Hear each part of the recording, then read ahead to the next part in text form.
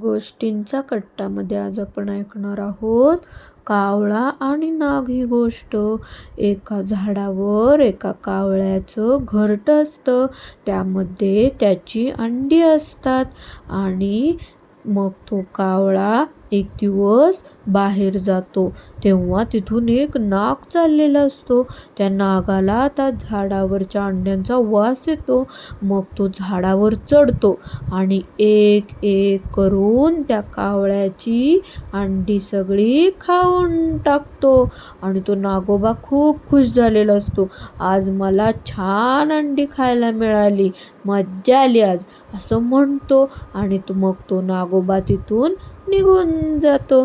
मग तो कावळा बाहेरून येतो, पाहतो तर काय, सगळी अंडी संपली. मग तो रडायला लागतो, माझी अंडी कोणी खाल्ली म्हणून तो रडत असतो खूप. आणि मग तिथून चाललेला असतो एक लांडगा. मग तो लांडगा त्याला म्हणतो, काय झालं रे कावळे दादा, का रडतोयस?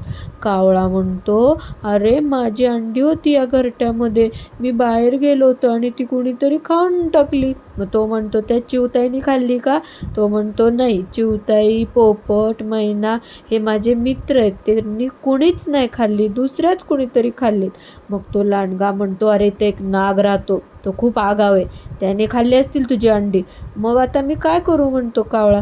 तो लांडगा म्हणतो, अरे उद्या इथं एका तलावावर ना एक राजपुत्र येतो आणि त्याच्यासोबत 2 शिपाई असतात. तू काय कर, त्या राजपुत्राचे दागिने नेऊन त्या वारुळावर टाक त्या नागोबाच्या, मग बघ त्याची कशी मज्जा. मग तो कावळा वाट बघत असतो. दुसऱ्या दिवशी तो राजपुत्र येतो त्याच्या 2 शिपायांसोबत आणि मग तो आंघोळ करणार असतो तिथं. आणि मग तेव्हा तो कावळा येतो आणि काय करतो, त्याने काढून ठेवलेले दागिन्यांपैकी एक माळ घेतो आपल्या चोचीमध्ये आणि उडून जातो आणि त्या वारुळाजवळ येतो आणि त्या नागाच्या वारुळावरती माळ टाकतो. मग ते शिपाई त्या कावळ्याच्या पाठीमागं आलेले असतात. तो नागोबा तर खूप खुश झालेला असतो की आपल्यावर एवढी छान माळ कुणी टाकली.